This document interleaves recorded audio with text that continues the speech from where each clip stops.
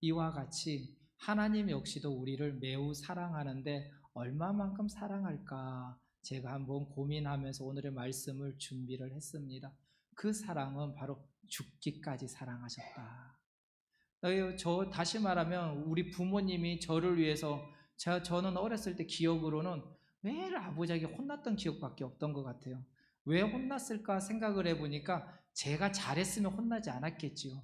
그러니까 제가 잘못된 길을 가고 반항하고 그리고 그곳에서 틀어진 일을 하기 때문에 올바른 길을 가라고 나무라고 좋은 길로 가라고 인도한 것을 이제 어른이 돼서 이 자녀를 키워보니까 이제 알겠더라고요. 그래서 유초동부를 담당하면서도 마음 같으면 정말 쥐어박으면서 가르치고 싶은데 요즘은 쥐어박으면 큰일 나잖아요. 그래가지고 마음만 있습니다. 그래서 우리 아이들을 얼마나 더 잘 키워야 될지 고민하고 있는데 이와 같이 하나님도 우리를 사랑하시는데 얼마만큼 사랑하시느냐? 바로 죽기까지 사랑하셨다는 거예요.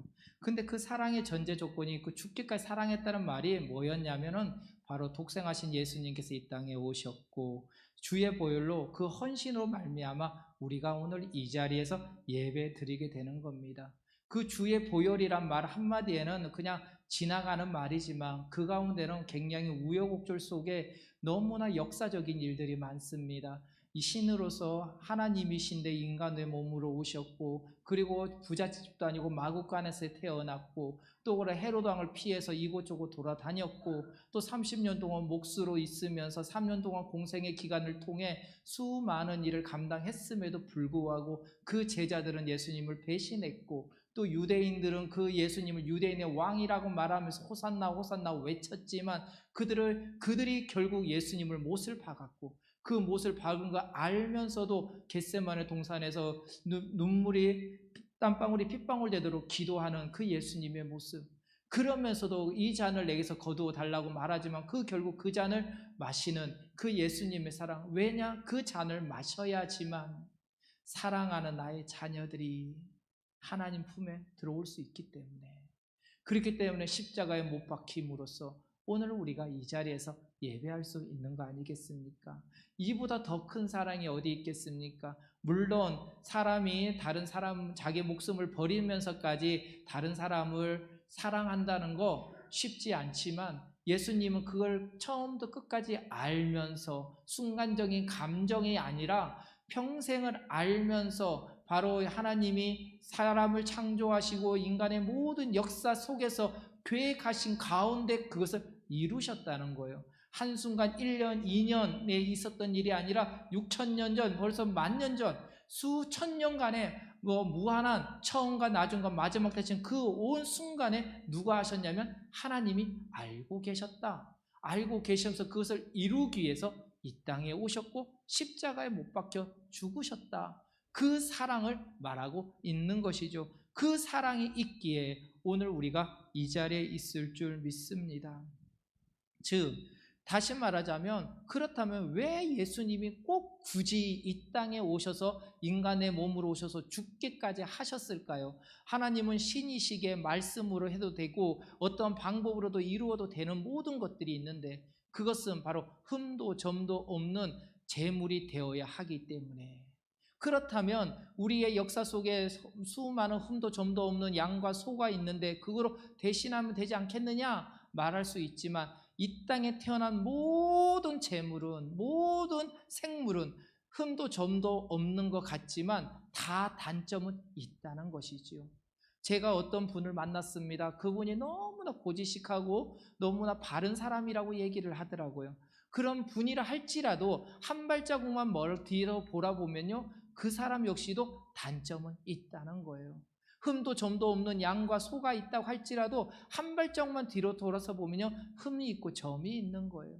그것은 어느 누구도 감당하지 못하는 거예요. 흠도 점도 없는 분은 오직 그리스도 예수 하나님이시기에, 성자 하나님이시기에 그 하나님께서 친히 이 땅에 오시고 대속제물 대심으로 죽으셔야 그것이 우리가 일회성인 제사로가 아니라 영원한 제사로서 우리가 거듭날 수 있기에 바로 이 땅에 오셨다는 겁니다. 그 사랑이 있어 오늘 이 자리에서 우리가 예배할 수 있음을 믿기를 소망합니다. 그래서 제가 이 말씀을 준비하면서 저의 부모님의 사랑을 생각을 했습니다. 제가 과거에 어떤 모습이었을까? 참 전에도 말씀드렸잖아요. 오토바이 타고 폭주족도 하고 요즘 폭주족이 엉망이지요. 그런 일들이 다른 사람이 아니라 내가 그리고 우리 장로님들 자녀들이 했던 거예요. 우리 권사님들 자녀들이 알게 모르게 집에서는 모범생이지만 밖에 나가서는 또한 다른 모습으로 살아왔던 게 우리들의 모습입니다. 그런데 그 과정 속에서 어른이 돼간다.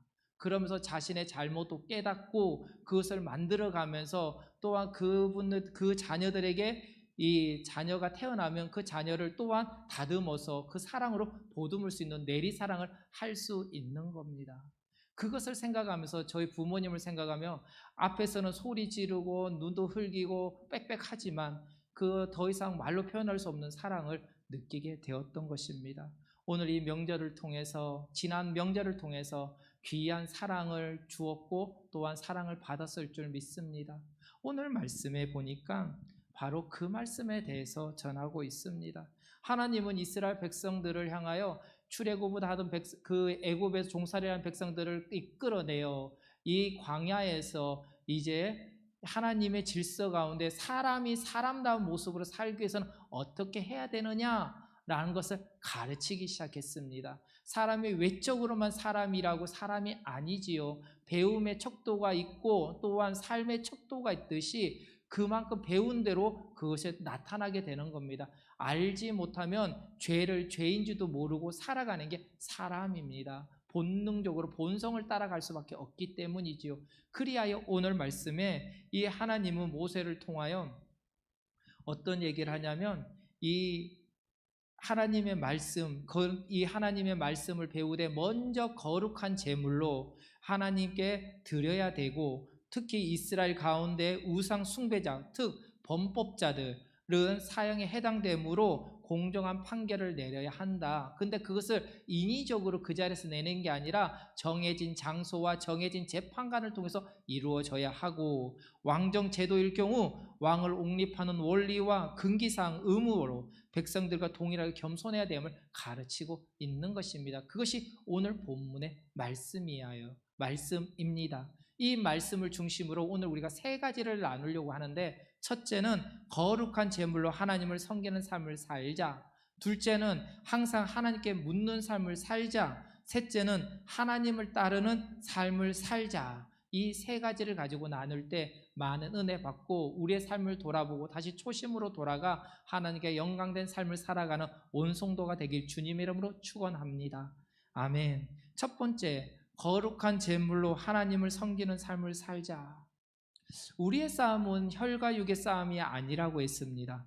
우리가 지금 분을 내고 화를 내고 하는 것이 어떻게 보면 혈의 육의 싸움인 것 같지만 이 모든 것 역시도 영의 싸움이야 하나님과 사탄의 싸움이 될 수 있는 것이지요. 이 모든 싸움은 누구에게 속했다? 하나님께 속했다. 성경은 말하고 있습니다.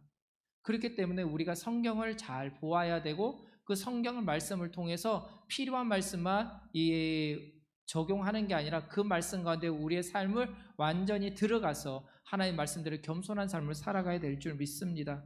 그렇기에 하나님께 속한 자들은 하나님께서 책임을 지지만 하나님께 속하지 않은 자들은 하나님이 분명하게 심판하신다고 성경은 말하고 있습니다. 이 책임의 전제 조건은 무엇일까요? 그것은 바로 흠 없는 제물로 하나님을 섬기는 자인가 섬기지 않는 자인가입니다. 흠 없는 제물 우리 성도님들 드려본 적이 있으십니까? 드려본 적 있어요? 아마 다 드렸을 겁니다. 왜냐하면 흠 없는 제물이 바로 내가 되기 때문입니다. 산제사가 되기 때문입니다. 과거와 같이 소나 양을 말하는 게 아니에요. 많은 물질을 얘기하고 헌신을 얘기하는 게 아닙니다. 바로 하나님의 말씀대로 내가 예수 그리스도를 믿고 구원받은 그 자체가 흠없는 제물이 되는 것이요.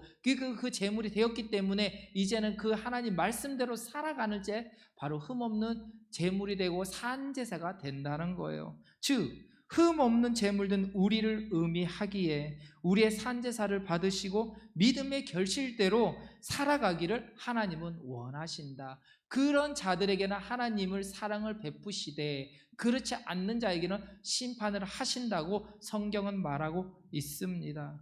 오늘 이 자리에 나와 예배하는 모든 주의 백성들은 믿음의 백성으로서 온전히 하나님을 믿고 주의 뜻대로 승리하는 삶을 살아가야 될 줄 믿습니다. 간혹 보면은 제가 이번에도 이제 시골에 가서 이제 많은 분을 만나게 됐는데 오랫동안 신앙생활을 하셨던 분이 계세요. 근데 그분이 제 과거에 제가 결혼을 하고 얼마 되지 않았어요. 아기가 생기지 않았습니다. 1년 동안 아기가 생기지 않았는데 그때 그분이 크리스찬이면서 어떤 얘기하냐면 어느 점집에 가니까 딸만 둘만 낳는데 막 그런 얘기를 하는 거예요. 그 제 점을 봤다는 거예요. 그러면서 무엇을 먹고 무엇을 해야 한다. 그 제가 여쭤봤어요. 집사님은 예수님을 믿으세요? 점을 믿으세요? 예수님도 믿지만 점도 믿는다는 거예요. 그게 하나님이 원하시는 걸까요? 아니라는 거예요. 하나님은 분명하게 그 선을 긋고 하나님을 온전히 믿으라 라고 말했는데 이상하게 수많은 크리스찬들 그 한 사람뿐만 아니라 수많은 사람들이 하나님을 믿는다고 하면서 꼭 연초가 되면 점을 보고 뭘 하는 것들이 우리들의 모습 아니겠습니까? 그래도 신문을 보다가도 그거 보면 괜히 눈이 한 번 더 가는 게 우리들의 모습 아니겠습니까? 저 역시도 옛날 청년 때 내가 하나님을 믿는다고 하면서 매일 연초에 그거 봤던 기억이 있습니다. 그럼 재미로 본다고 하지만 그 재미에 신경이 곤두서고 물을 조심하라 해가지고 물을 피했던 기억이 있어요. 이런 것들, 나도 모르게 했던 모든 것들, 그런 것들부터 조심하라 라고 하나님은 말하고 있는 것이죠. 하나님은 약속의 하나님이십니다. 그 약속은 일회성이 아니라 영원 무궁하십니다. 세상은 변해도 변하지 않은 영원한 말씀과 약속은 우리에게 동일하게 이루어진다는 거예요. 2000년 전, 3000년 전, 바로 20년 전, 10년 전 어제의 하나님이 오늘은 없는 게 아니라 오늘 역시도 동일하게 이루어지고 이 앞으로의 미래의 모든 시간 역시도 하나님의 말씀은 동일하게 이루어진다는 걸 우리는 믿어야 된다는 것. 필요에 따라 과거는 변했으니까 신앙은 변했으니까 말하면서 거기에 필요한 말씀만 접목하는 것. 그것은 우리가 잘못된 신앙이라는 것이죠. 세상은요 그런데 말을 해요. 세상은 변하였다. 그러므로 세상에 맞춰서 언어도 변해야 되고 생활도 변해야 되고 생각도 변해야 되고 사상도 변해야 되고 문화도 바뀌어야 된다. 그리고 젊은 애들과 대화를 하기 위해서는 바로 이 언어 자체 행할 패턴 그리고 문화까지 생각 자체도 변해야 되고 그 성경도 다르게 가르쳐야 된다라고 얘기를 해요.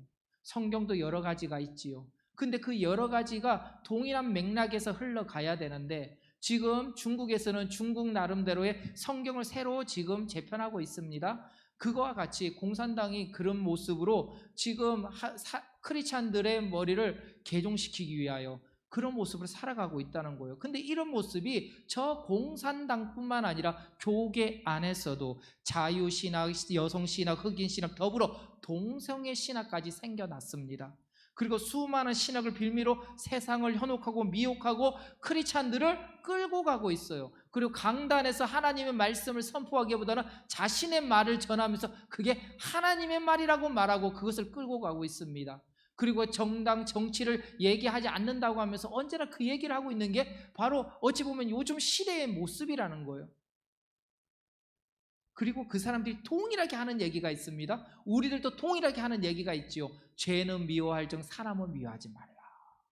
그 사람을 사랑하고 중보하자. 맞습니다. 사랑은 중보해야 돼요. 그런데 그 죄를 알았던 사람들, 그 동생의 죄를 알았던 사람이 주 앞에 돌아오게 되면 회개하는 게 원리의 원칙입니다. 맞죠? 죄 속에 있는 사람이 나오면 뭘 해야 하나요? 벌을 받아야 되는데 그 벌을 받기 위해 뭘 했냐면 회개함으로써 자복하고 회개함으로 내 자신을 하나님 앞에 바로 서고 하나님의 뜻대로 살아가야 되는 거예요. 그런데 아이러니하게 요즘 시대의 많은 사람들은 모든 것을 짜집게 하면서 뭐라고 말하냐 하면은 내가 잘못은 했다.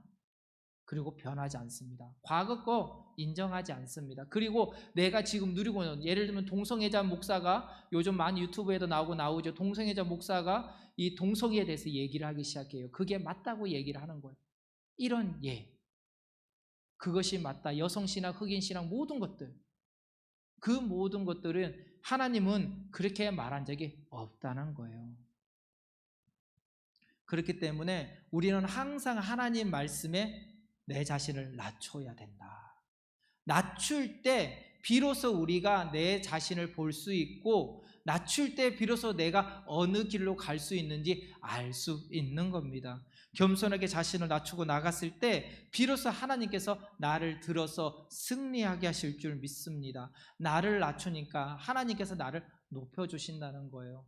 간혹 오늘 이제 신영 형제랑 이제 데이트를 했어요. 같이 식사를 하면서 이런 얘기 저런 얘기를 하면서 하는데, 근데 신영 형제랑 얘기하면서 교회가요 이런 일은 좋았으면 좋겠어요 하면서 너무너무 좋아요. 목사님 오니까 너무 좋아요 하면서 저희한테 칭찬을 많이 하는 거예요. 그래서 제가 부담도 되지만 우리 청년부를 더 활성화시켜야 되겠다라고 생각하면서 내가 지금 잘못 생각하는 거, 너무 고리타분한 것을 내려놓고 조금 초점을 성경에서 근거하여 그 친구들에게 맞춰야 되겠다라는 생각을 했어요. 그리고 그 신영 형제가 저에게 했던 얘기가 하나가, 과거에 김재성 목사님이란 분이 계셨다고 합니다. 맞죠? 아시죠? 그 김재성 목사님이 항상 했던 말이 있대요. 무엇을 말하냐면, 성경 기본으로 가고 헌금은 기본으로 하고 하나님이 원하는 게 무엇인지 가장 원리적인 것을 얘기하였다. 그래서 싫어하는 청년들도 한둘이 있었을 줄 몰라도 대다수가 김재성 목사님을 좋아했고 하나 되었다 라고 얘기를 하더라고요. 그 제가 글 들으면서 그렇구나, 참 그렇게 귀하게 쓰셨던 목사님도 계셨구나 라고 생각을 했습니다. 그러면서 제 자신을 돌아보면서 좀 더 낮추면서 그 청년들과 소통을 하되 하나님 말씀 가운데 거해야 되겠다라는 생각을 하게 되었다는 것이죠. 즉 하나님 말씀에 우리가 겸손하고 낮춰질 때 하나님은 나를 온전히 섬겨주시는데, 그 나를 낮춘다는 것이 뭐냐면 나의 산제사를 온전히 드려야 한다. 온전히 드려라. 이것은 필요하니까 내 것대로, 이것은 필요하니까 하나님의 대로가 아니라 모든 것을 하나님의 관점에 맞춰서 살아가야 된다는 것을 성경은 말하고 있다는 것이죠. 그리할 때 바로 주의 은혜가 우리에게 임하고 우리가 그로 말미암아 자유하며 진정한 승리를 얻게 될 줄 믿습니다. 두 번째로, 항상 하나님께 묻는 삶을 살아야 된다라고 성경은 말하고 있습니다. 하나님께서 모세를 통해서 바로 사법적인 규례, 살인이나 다툼, 폭행이 일어났을 때 그 문제 재판, 또한 우상 숭배자, 이럴 성신을 섬기는 자들을 심판할 때 거기에 그냥 돌을 바로 그 자리에서 심판할 게 아니라 정해진 장소에서 정해진 재판관을 통해서 공정하게 이루어져야 된다. 그리고 둘이서 재판하는 것이 아니라 공정할 수 있는 사람이 함께 있는 곳에서 해야 된다고 성경은 말하고 있는 겁니다. 즉 이것은요, 이 말씀은 다시 말하여 하나님 앞에 묻는 삶을 살아야 된다. 재판관이 무엇입니까? 하나님의 말씀을 대언하는 자입니다. 즉 하나님의 말씀을 대언하여 그 말씀에 순종하는 삶을 살아가는데, 이것을 요즘 시대에 우리에게 제시하는 말씀이 무엇이냐면 항상 간구하며 기도하는 삶을 살아야 된다. 우리가 신앙생활하면서 저도 마찬가지 기도한다고 하면서 기도하지 않는 제 자신을 바라봐요. 기도하는 게요 쉽지 않습니다. 한때는 1시간이고 2시간이고 막 그 자리에서 뜨겁게 울면서 기도했던 기억도 있는데, 어떨 때 보면 1초도 못 이고 엉덩이가 근질근질할 때가 있어요. 이처럼 이것은 사람이다 보니까 마찬가지예요. 그러다 보니까 항상 기도하는데 어떻게 기도해야 되느냐라고 말을 해요. 우리가 어떤 유튜버가 이런 얘기를 해요. 자기 생각이 기도다. 이게 맞는 말일까요? 어린 반포너치도 없는 말입니다. 무슨 생각이 기도입니까? 기도는 소통입니다. 응답받는 겁니다. 간구하는 겁니다. 어디 성경에서 생각이라고 말한 적이 어디에 있습니까? 없습니다. 그런데 요즘 잘못된 유튜브나 잘못된 방송을 통해서 사람들을 미혹하고 현혹하고 있다는 거예요. 그러므로 우리가 좀 고전적이지만 어떻게 보면 올드한 그런 믿음이라 할지라도 그게 맞을 때가 있다는 거예요. 새로운 것만 개혁한다고 해서 그게 옳은 건 아니다라는 거예요. 하나님 말씀은 영원히 변하지 않는 것처럼 그 말씀을 빗대어 우리는 살아가야 될 줄 믿습니다. 믿음의 공인된 자들 말을 할 때는 잘 표현해야 되는 거예요. 나의 머리까지 세시는 분이 하나님이시기에 우리의 모든 걸 아실 줄 믿습니다. 그러나 내가 생각하는 것과 강구하는 것은 엄연히 차이가 있다는 거예요. 우리가 잘 아는 다윗을 한번 바라봅시다. 다윗은 왕이었지만 평탄한 삶을 살았습니까? 아닙니다. 10대 때 기름을 부음을 받았어요. 그리고 난 10년 동안 쫓겨다녔습니다. 그리고 왕이 된 후에 아들에게 쫓김을 당했습니다.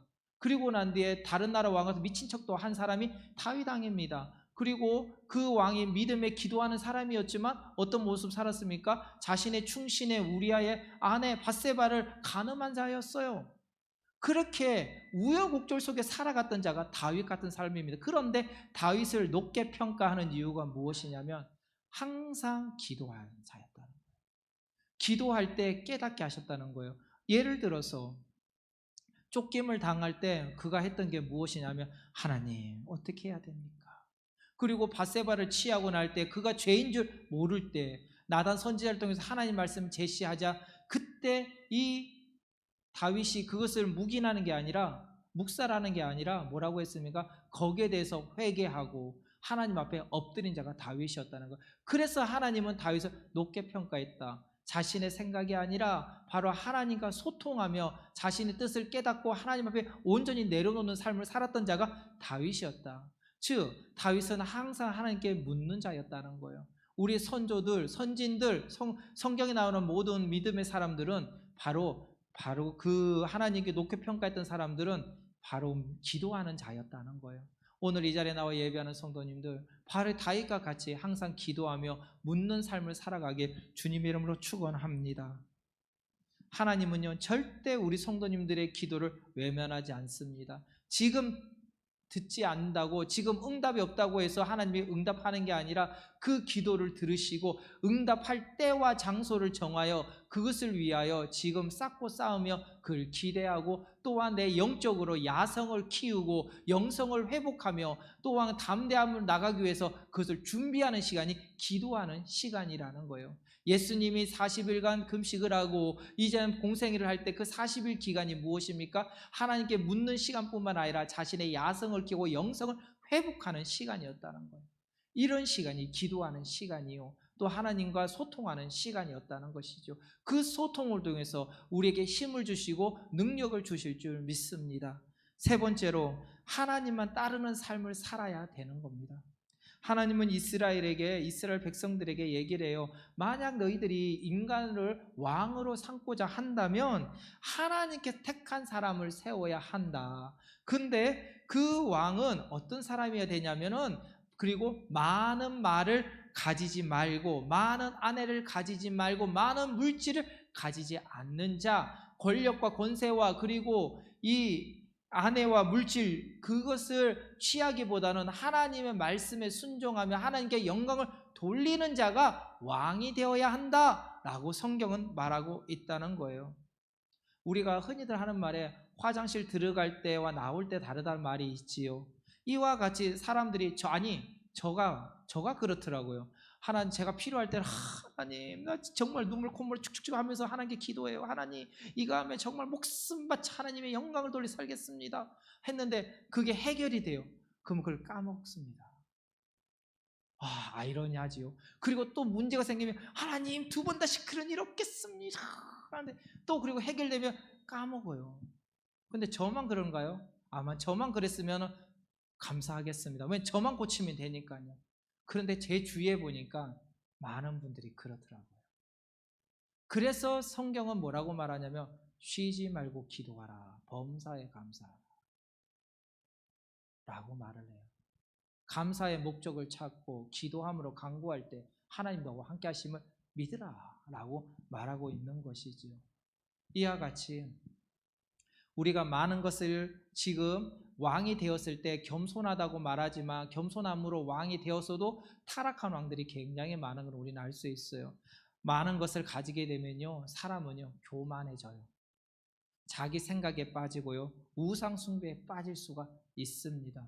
우리가 잘 아는 솔로몬 왕은요 세상의 어떤 왕보다 지혜로웠고요 어떤 사람보다 하나님께 높이 들어 쓰셨던 사람이 솔로몬 왕입니다. 하나님이 주신 지혜, 부와 명예, 권력이 그에게 근데 오히려 독이 되는 사건이 발생하고 말았던 거지요. 그리하여 결국은 이스라엘은 패망하게 됩니다. 그 솔로몬 이후 남과 북으로 나눠져서 결국은 아수르 바벨론의 포로가 되었고 로마 식민지로서 지금 2000년 전의 역사 동안에 결국은 세상에 떠돌아다니면서 살다가 이제야 이스라엘 땅을 얻어 살고 있는 거 아니겠습니까? 그리고 지금도 계속 싸우고 있는 그런 모습들. 누구로부터 시작을 했느냐? 솔로몬 때부터. 하나님 주신 지혜, 하나님 주신 은혜가 그에게는 오히려 독이 되었다는 거죠. 하지만 반면에 하나님의 말씀을 잘 따른 아브라함의 인상을 한번 보십시오. 그는요, 하나님의 말씀을 따라 살다 보니 하나님의 은혜로 말미암아 믿음이 조상이 되었습니다. 그렇다면 이 아브라함이 평탄한 삶을 살았느냐?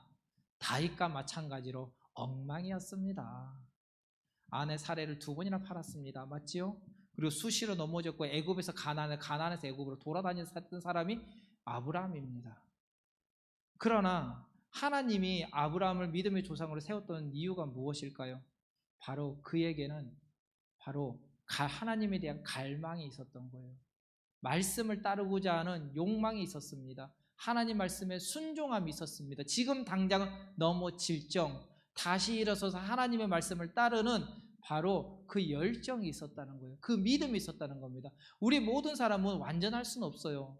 제가 보니까 제가 지금 짧은 인생 살면서 보니까 완전한 사람은 없더라고요. 또한 세계에서 가장 빠른 사람, 제가 1988년도 그 올림픽에서 제일 빠른 사람이 누구였냐면 칼루이스였어요. 맞죠? 칼루이스보다 더 빠른 사람이 나올까 했는데 지금은 더 빠른 사람이 나옵니다. 이와 같이 우리가 완전하지 않고 그 사람보다 믿음이 더 좋은 사람이 나올 수밖에 없어요. 이런 것처럼 이 넘어지었을 때 다시 일어설 수 있는 믿음이 있어야 된다는 거예요.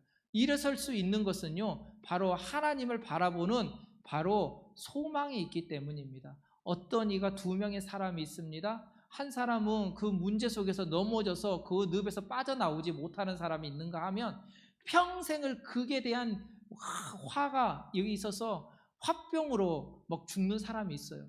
근데 어떤 사람은 그 문제 속에서 자신이 놓아지고 자신이 초라해질정 몰라도 그때 모든 걸 내려놓고 하나님께 간구함으로 그것을 치유받아 하나님의 뜻대로 살아가는 사람이 있습니다. 어떤 사람이 행복할까요? 하나님께 내려놓는 사람이 행복한 삶을 살아갈 수 있습니다. 이전 것은 지나갔으니 보라 새 것이 되었도다 라는 말이 있어요.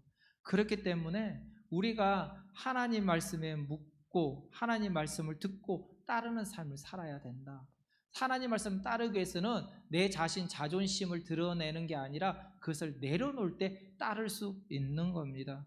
성경에 보면요, 여기에 나오는 성경에 약 2,000명 정도의 인물들이 있어요. 근데 그 수많은 인물들 중에 특히 하나님께 택함 받았다는 수많은 사람들 중 사울 왕부터 그래 아담과 하와 외 수많은 사람들, 그럼 전부 다 택함 받았으니 구원 받았느냐?